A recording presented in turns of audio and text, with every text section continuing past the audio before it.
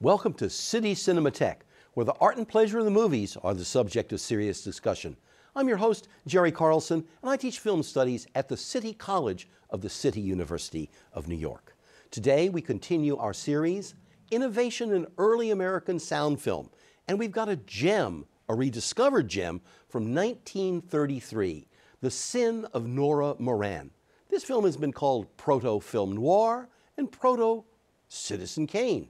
It's packed with interest and we'll have much to talk about. And we'll be doing that right after the screening with one of our recurrent guests here on City Cinematheque, the distinguished critic, Jeffrey O'Brien. Now take this dazzling journey into the United States in 1933 in The Sin of Nora Moran. Welcome back to City Cinematheque.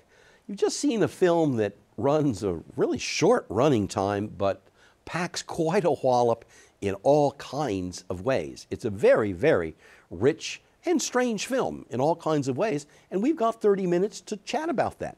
It's always a pleasure to welcome back to City Cinematheque a good and old friend of the series, Jeffrey O'Brien. Many people know Jeffrey as a writer, poet, and critic, widely published in places like the New York Review of Books. He was, for many years, the editor-in-chief of the Library of the Americas, editor and writer of many books, and really quite relevant to what we're talking about now. His most recent book is Arabian Nights of 1934. Now, we're going to be talking about 1933 here, but I think you're qualified to talk about by this. This is the early 30s is actually one of, dare I say, your obsessions in terms of cultural history. Well, it's just, the deeper you get into it, you find that it's almost a bottomless trove of, I mean, I keep thinking that, well, I've seen so many of these films from that era, surely I've covered it, and no, there's always more, and it's always surprising what you come across. Of course, Nora Moran is especially surprising. Absolutely. So let's just talk a little bit about some of the players in this. You know, this is not a star-driven vehicle, and there's a lot of films from that era in which we may know the James Cagney of a little bit later, or the Clark Gable of a little bit later, but when you go back into the early 30s, they're there, and they're making really interesting films and all this. This does not have this. This is a B picture in all kinds of ways. So who's Zita? Zita Johann, yeah. Well, of course, Zita Johann did make a tremendous impact, co-starring with Boris Karloff in The Mummy as the resurrected Egyptian princess, and she's unforgettable in that. She also worked with D.W. Griffith in his last film, The Struggle, and with Howard Hawks, Tiger Shark. So this little cluster of films, and that was about it for her film career. I mean, I think she made about, what, 6, 7 movies in all. She was, you know, a stage actress for 10 years before that. She went back to the stage, and then from the early 40s on, I don't know what she was doing, but she was no longer. Right. But she is a remarkable, you know, in this movie. I think without her, it's hard to imagine what it would be like. I mean, especially given the rest of the cast. Well, no, and she's the charismatic center of it, not only just in terms of story structure, but also just as a screen presence. I mean, when she's there, we want to be watching her. Yeah, well, when she smiles, when she weeps, it's powerful. I mean, she's able to get that across. And then you have all of these men around her who are in varying degrees loathsome. Correct. And the other woman who's prominently featured is also loathsome, the one who wants to investigate her life and drag it through the coals. So she is the center. She's the victim. She's the martyr, basically. The victim of basically everything around her. So in that sense, it's a very early 30s movie, the idea that the deck is stacked and she can't get a break, and right from the start, you know, she's an orphan, and then her adoptive parents are killed in an auto accident, and she goes into show business, and she gets seduced by a married man, and on and on. And murder. Right. And also the whole question of capital punishment is that, and that's, you know, that's a recurrent theme both on stage and film in this particular era. Well, it's very interesting that to me that, you know, Zita Johann starred in 1928 in the Broadway production of Sophie Treadwell's play Machinal. Okay. Tell us a little bit about that. Well, Machinal was a hugely influential play. It was considered the great expressionist drama that America had produced. I mean, putting Eugene O'Neill to one side, and largely inspired by the execution of Ruth Snyder and her lover, Judd Gray, for the murder of her husband. That had taken place in January of 1928. The play opened on Broadway in September 1928. So it was really the topic of capital punishment, and specifically of a woman being executed, I think was very much, was certainly in the press, in the culture. And there was a whole wave of plays and movies about capital punishment: Death Row, The Last Mile, 2 Seconds, where Edward G. Robinson relives his whole life in the 2 seconds before being electrocuted. Picture Snatcher, where Jimmy Cagney sneaks a picture of a woman in the electric chair, which actually happened to Ruth Snyder. So it's quite plausible, I think, that Machinal specifically, because of its expressionistic structure and right. its free moving in and out of realistic and dreamlike sequences, was actually a direct influence on Sin of Nora Moran. And that's not at all unlikely. It was a big deal at the time. Yeah.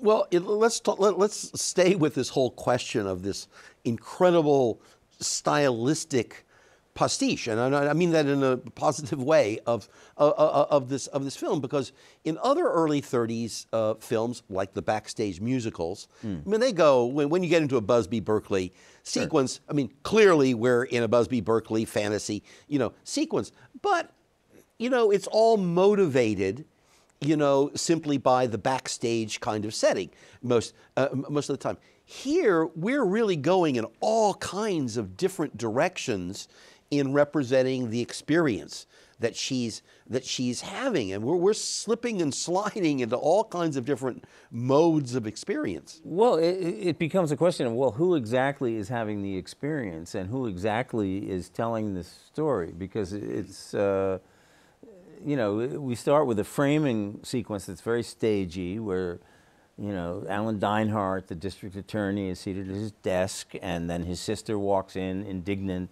having discovered her husband's infidelity before his death, which we are not told about until the very end of the movie.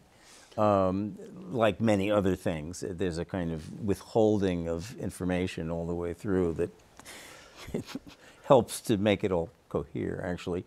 And then Alan Dinehart starts talking, and the camera tracks away from him into the fireplace. Correct. And then where are we? I mean, then he's talking about the experiences of Nora Moran in her cell awaiting execution that he can't possibly know about. Correct. And her innermost thoughts and what she's dreaming. And it goes on like that for the whole film. And you have dream sequences where it's all impossible that way. I mean, the levels of knowledge are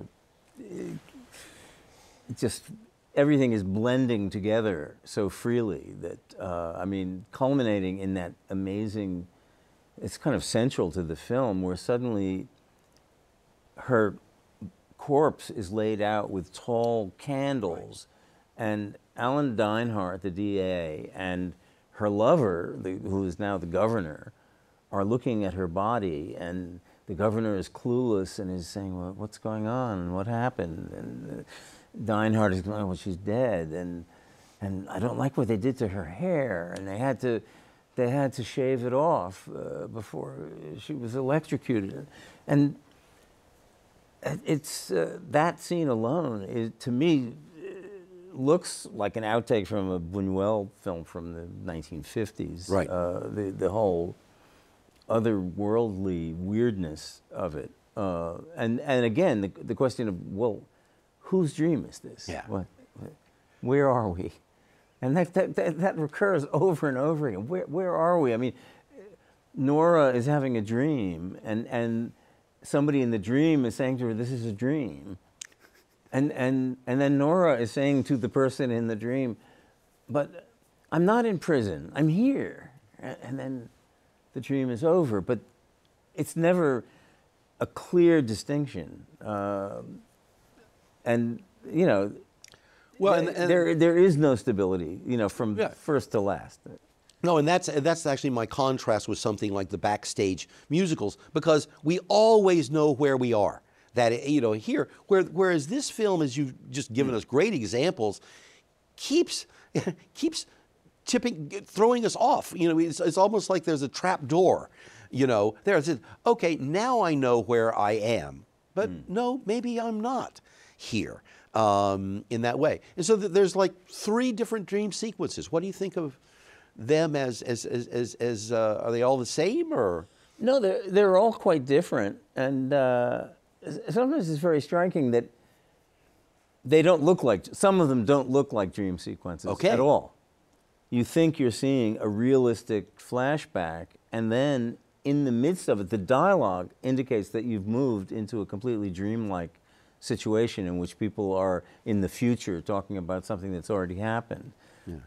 And then finally you have a scene that is not a dream sequence. It seems to be a supernatural apparition where Nora appears, only her head visible. Correct. I mean, she's in the dark, and addressing her lover, who is on the verge of issuing a pardon since he's the governor, and since he actually committed the murder that she's being executed for. And the whole scene is, I mean, that's where it really actually gets very weird, because some of the dialogue there, I still actually can't quite grab. There's a whole thing. He goes into voiceover at one point. Yes. And then he says, well, that's him talking. You know that, don't you? And then suddenly there's a shot of a branch moving in the wind outside the window. And is he there? And it really gets mysterious there. Well, now, what's interesting to me about this, because this is a B picture, this is not made by a major studio, and we know what the system is at this particular moment, that theaters just need to be filled. With that. So there's just this high level of production, and just quantitatively. And so it means that this is in its own way, bizarrely enough, a low-risk film. Because they know that it's going to be, you know, programmed. Yeah, and it's being sold as a sensational subject, and you know, et cetera. But it also seems to be like this almost compendium of everything Hollywood has learned thus far, not only from its own devices, from a D.W. Griffith or whatever, but it's got all of these elements of the avant-gardes of the 1920s that are international.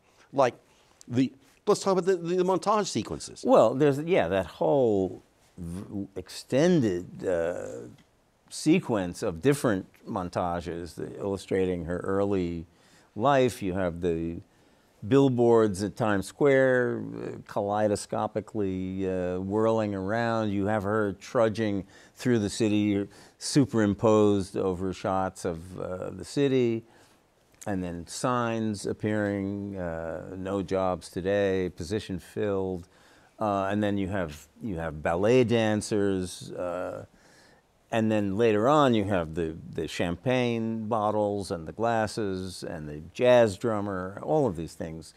Some shots of Penn Station. I mean, a lot of stock footage being put to very good use. You know, so the movie visually, you know, keeps moving. Absolutely.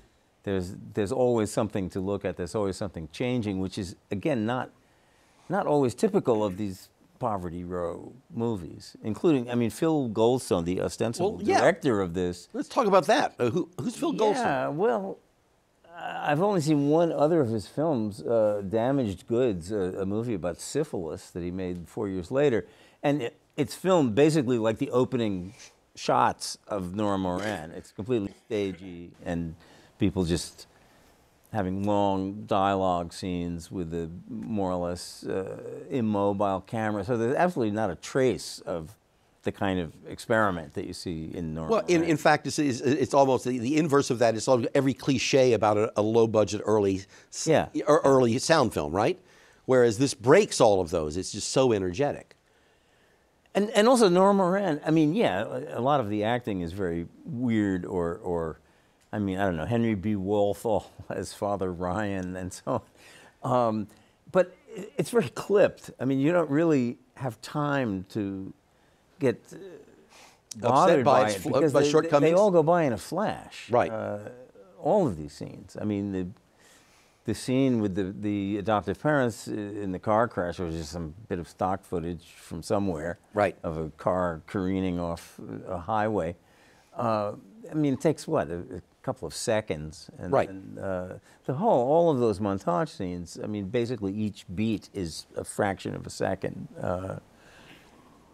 So there are very few long, extended scenes. And when something is held, even for a few beats, it seems like a long time because there's so little of that. There are a few shots. There's a shot of Nora late in the film where it's just, you know, this kind of tragic shot where everything is collapsing and she's standing by the flowers in the vase. Yes. And it's just a very simple shot, very moving shot, simply because it's held for a few beats. And then you cut to Alan Dinehart in his hotel room, you know, basically getting drunk. And then the phone rings and then it goes back into action. But, you know, there are those few moments. There's another shot of Nora, after she wakes in her cell, walking around the cell with the matron guiding her. That is also, it's a very moving shot. It's actually kind of beautiful. And a lot of those scenes in the cell are very stark and you know, create this dismal impression. I mean, not that is totally foreign to early 30s movies, but I would say it's exceptionally dismal. Well, yes, but also one of the things you're talking about is the film, you know, the film is told in this, you know, multimodal, polyphonic, you know, nonlinear way, but you're also talking about the fact that there's a very interesting musicality to this film, not necessarily in the music, but in music, which never stops. Right? Yeah, exactly. Yeah. But also just in this conspicuous rhythmic control of the storytelling that you're talking about. I mean, you know, the you know, punch it up. Let's get her into the city. Let's get through, you know, these months, and it's all visually very, very interesting. But it's like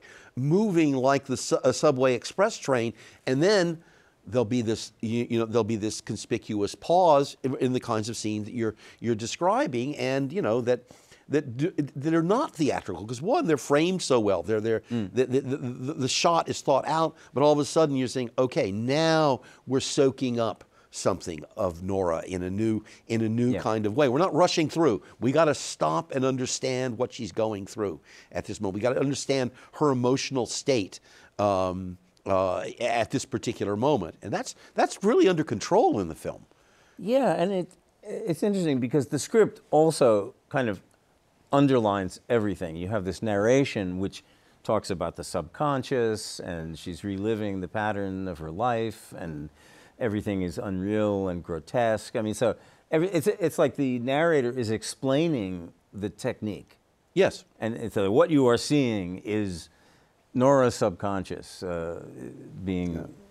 I think it was a Chicago critic that commented that the film would be the film would be much more interesting if it wasn't so confusing, and that just speaking to the point that even with the explanation embedded in the film, it's just jumping around so much that there's that well, fear. Because there are internal contradictions. There are so many of characterization and what kind of people are we talking about? Since they change their nature, all of the people around Nora are ambivalent and. Well, see, you know, that's very, you know, very. What's very interesting is that is I think when the governor's wife comes and she's talking to the DA who just happens to be a brother, okay, and so you think this is going to be some kind of neutral exchange of information that's going to give this out, but then all of a sudden he starts making accusations about their own ethical standards and their own behavior. Well, why won't you listen to this story? Because don't you understand how horrible we have been? Well, he also starts denouncing the governor, her husband, and then later in the film, the governor is denouncing him and saying that he ruined my life because he forced me to do all these terrible things. So it's like a den of vipers, the interrelationships between these characters. And then there's Nora, who's apart from all that, who is just like the sacrificial victim. Right, and there's this, and there is the whole political theme through it in that sense of he's the governor of an unnamed state, and he's we don't know exactly why he's in New York, but this is a state that has some truly nasty politics going on in it, and he's been embedded in that, and so just as much as presumably he is a savior for Nora is a savior for him, because we see... And it's all about saving his career. I mean, there's nothing particularly moral about any of this. I mean, it's just simply this squalid political ambition. And for this, supposedly, she sacrifices herself. Right. Or to preserve her memory of the only happy experience he ever had, even though it's obviously founded on a complete illusion, from what we come to know about the... Right.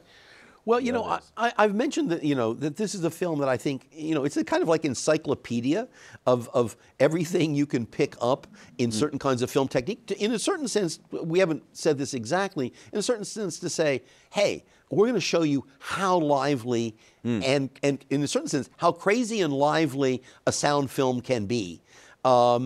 By gathering all these techniques, the question that finally arises is who really is responsible for this? Well, it really is an anomalous film, and the filmography of the director, Phil Goldstone, as director and producer, does not suggest anything like this. Nor does the other film you screened. Yeah, well, certainly not that. The writer, or the co-writer, and the writer of the original play, story, whatever it was, Wilton Maxwell Goodhue, it's a great name, but, who was kind of a hack playwright and Broadway press agent who worked for the Schuberts. Nothing suggests that he had kind of, Ibsen in mind or anything. So, where did this come from? There was another writer, a woman who with not many screen credits, so Frances Hyland may be principally responsible for some of it. The editor, certainly, because the editing is what that really makes it what it is, finally. Right. You can imagine putting those pieces together in a completely different way, and it would be unbearable. Oh, absolutely the case. It is a, you've already said it. It's about the fallen woman kind of plot, and this is a film that takes that basic plot of the dangers and corruption of a young woman in the modern industrial urban society, and how she's going to be doomed, and all of this. It's a standard melodramatic plot, and it really fragments it and reassembles it in this kind of crazy, energetic way that really makes it. And it can be read from a lot of different angles, and I think deliberately so. After all, this is the early '30s. Zita Johann, for example. Her first Broadway role was in a play by Ernst Toller, the German communist and expressionist, Man and Masses, where she played a female prisoner, in fact, in 1924. So she certainly was thoroughly acquainted with that kind of milieu. Right, and it was married to John Houseman for a number of years. Cutting edge you know, New York theater, cosmopolitan in every way. Well, Now, it kind of Majestic Pictures, on the other hand, it's not, you know, I love the name. I mean, right, yeah. it sounds like something in a comedy about Hollywood, or like, what is it in George S. Kaufman, Once in a Lifetime, Titanic Pictures. Yeah. But you know, nothing in the filmography of Majestic Pictures is at all like this from the look of it. Right. Well, the vampire bat. I mean, that's about as wild as it gets. Yeah. Well, but you know, I mean, you know, again, this is, you know, certainly, short answer, it's an anomaly.